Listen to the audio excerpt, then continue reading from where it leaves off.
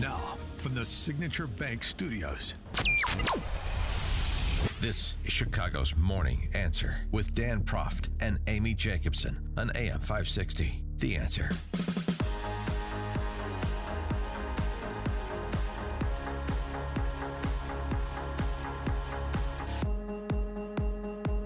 Top of the morning, Dan and Amy. Governor Jelly B is trying to stay in the national spotlight, or at least be part of the national conversation. Because he wants to run for president, right? So he was on with that dim bulb Dana on CNN. Remember how Tom Homan has to explain things to her again and again? Yeah. Before she understands what's happening. Jelly Belly was reprising his attack on Elon Musk that we heard locally last week. You know, that alleged Nazi salute he made at the rally before Trump's inauguration. Jelly Belly's still sticking on that. He's unwilling to relent until Elon issues a formal apology or clarification for what he may or may not have done.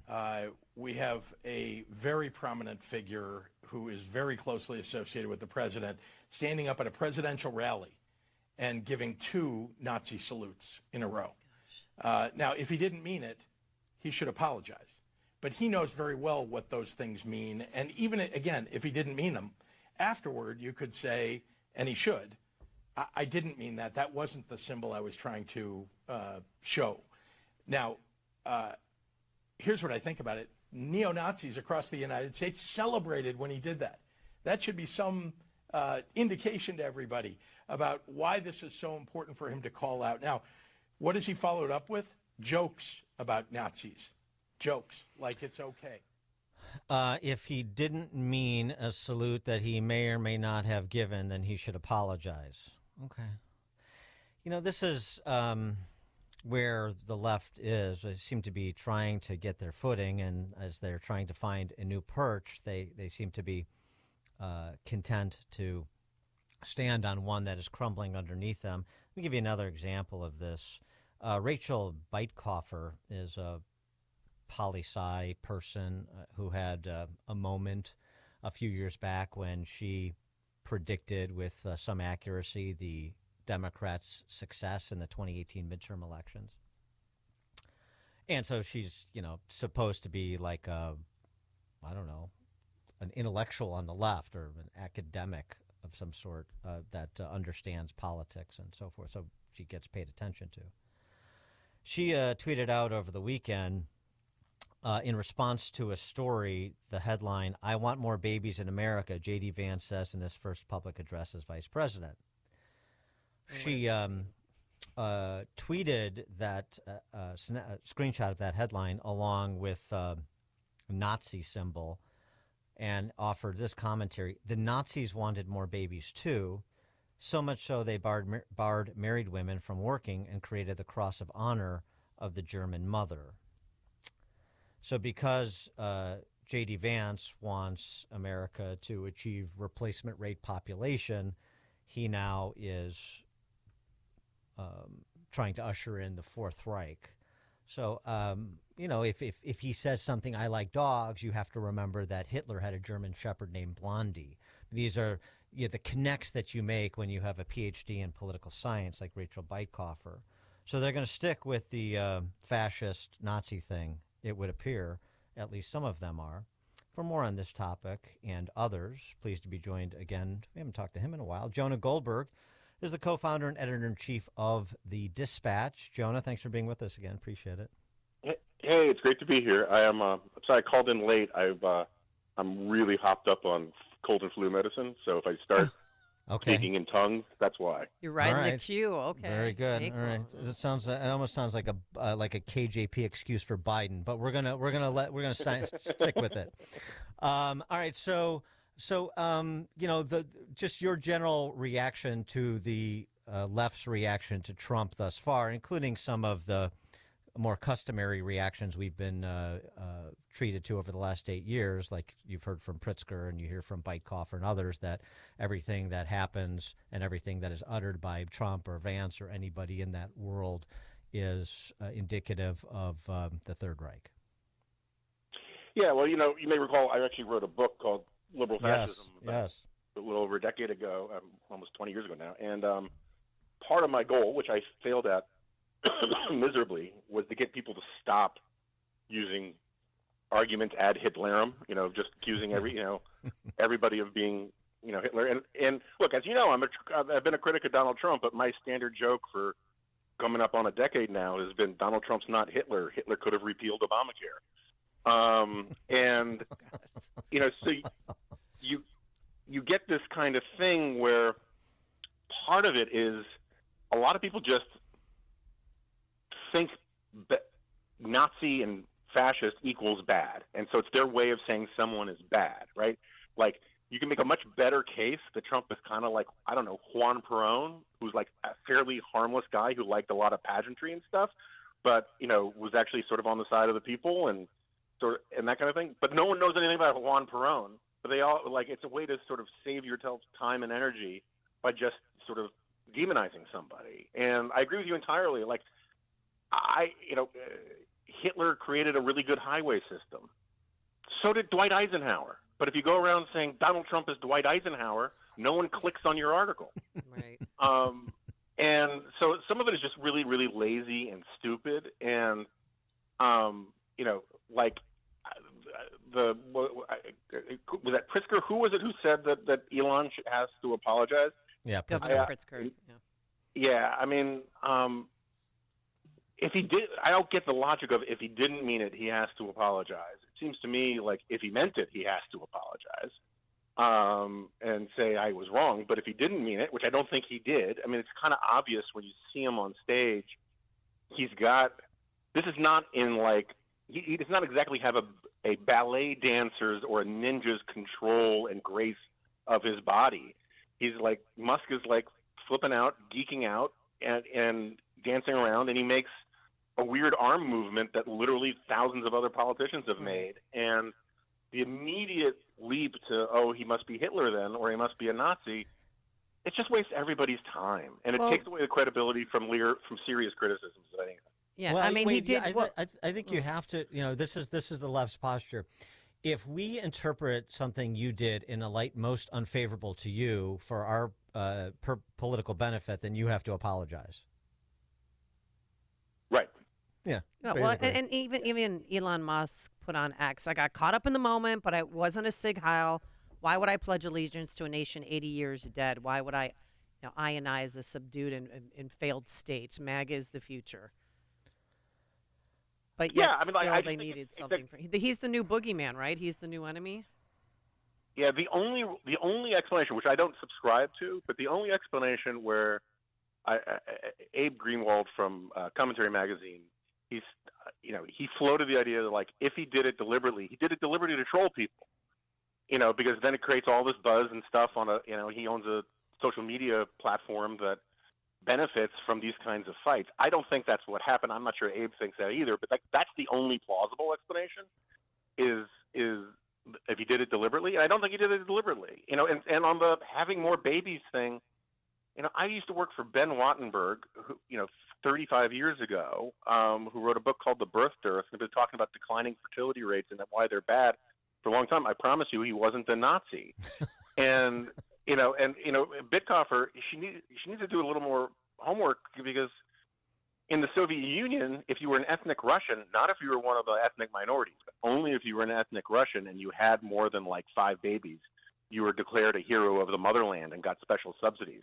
This is not something that's unique to Nazis. It's not unique to authoritarians. Wanting to have above replacement fertility rates is a perfectly legitimate thing to want. The only problem that you run into is how you try to get there. If you try to coerce women into having more babies, that's wrong. If you want to reward people with a child tax credit or something, or make it easier with daycare or that kind of thing, that's a public policy argument. And I haven't seen anything from Vance to say it's anything other than a public policy argument. So, as you mentioned, you've been a pretty vociferous critic of Trump over the last 8 years. But a recent piece you wrote post-election and I think post-inauguration, talking about the quote-unquote vibe shift. Here's my summary, and correct me if I'm wrong. you're not necessarily saying there's a significant vibe shift going on, but what you do say is that for whatever damage you think Trump has done to the conservative Republican brand, he has done more damage to the left's brand. Is that fair? That's fair. That's fair. Or it's more existential damage, I think, right? So because, explain. Yeah. So I mean, if you look at how Trump, so Trump did not win in a landslide, right? I mean, he likes to say it was the biggest landslide ever, whatever. He came in 44th in the Electoral College, and he won by about 1.5 points. But what he did do is, first of all, he was decisive. He won all the swing states decisively. But more importantly, he's the first president to run in a long time and win who completely rejected the framing of the left in the media and still succeeded, right? So people said, oh, you can't play games on, you can't say things about race or about immigration or any of these things because you'll be demonized as a Nazi or a bad person or whatever, and you'll lose. And so he didn't hem and haw. He didn't tack away from, immigrants that are poisoning the blood and all that kind of stuff.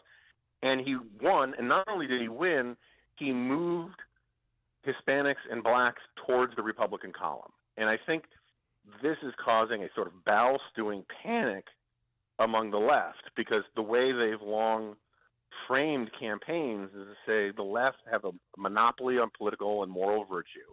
And the more you disagree with them, the worse you are.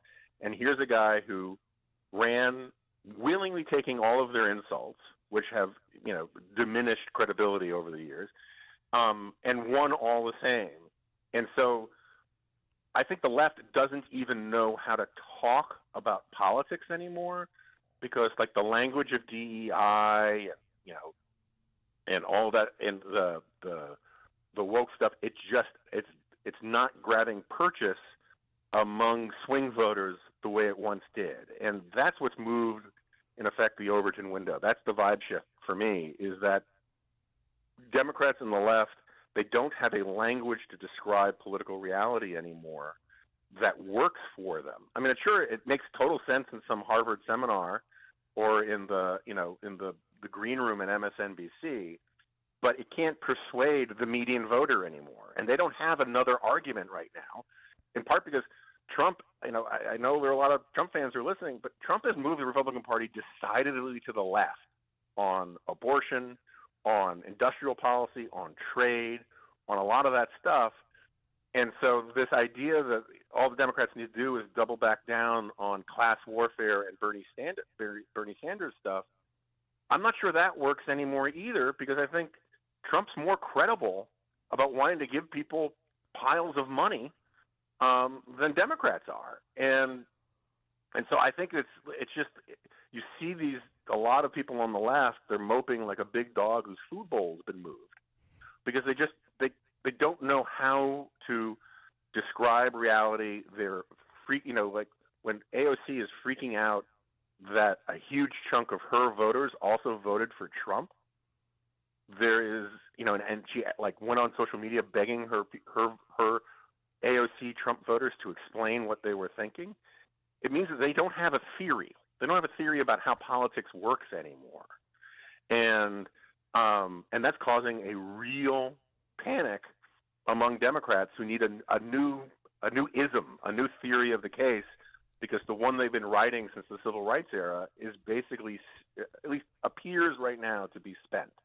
So then if you're conceding that Trump delivered a body blow to identitarian politics, which is not an inconsequential thing, then has your opinion of him as a political figure moved at all with respect to, watching him and what he actually does, and even if you don't like the way that he says what he did or is going to do?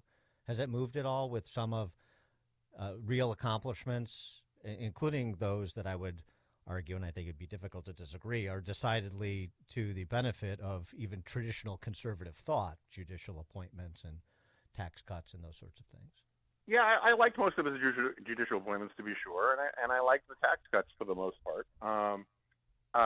I think there's a lot of premature celebration right now. Executive orders are not lasting things, right? Biden came in and reversed a whole bunch of Trump's executive orders. Trump came in and reversed a whole bunch of Biden's executive orders. The way we normally score presidential accomplishment is actually getting legislation through, and that's going to be hard. And that would be hard for anybody in the office right now, right? With 2-seat majority, it's just going to be hard. The place where I've changed my, appraisal of Trump, my views of his character have not changed at all. But my views of the consequentialness of his political career have changed because he won, right? I mean, like, there's the political comeback of his reelection really can't be, underestimated. It was a massive thing, and you can lament it or you can celebrate it or someplace in between, but it was hugely consequential. And I will say, like some of these executive orders, I like a lot. Some of which I agree with in principle, but I would much rather they try to figure out a way to get legislation to back them up. But some of them are like really consequential insofar as like the DEI one, even though it can be reversed. I think politically it's going to be hard for Democrats to run in 2028 saying, yeah, we're going to restore all of that DEI stuff, right? You actually need to make it an argument and run on it if they're going to do that full-throatedly, and that's going to be really hard. So to the extent Trump's executive order on that stuff has legs, it's because it's just politically going to be hard to reverse, even if procedurally it just takes a stroke of a pen, and that's a big deal. Jonah Goldberg, co-founder and editor-in-chief of The Dispatch. Jonah, good to talk to you again. Thank you.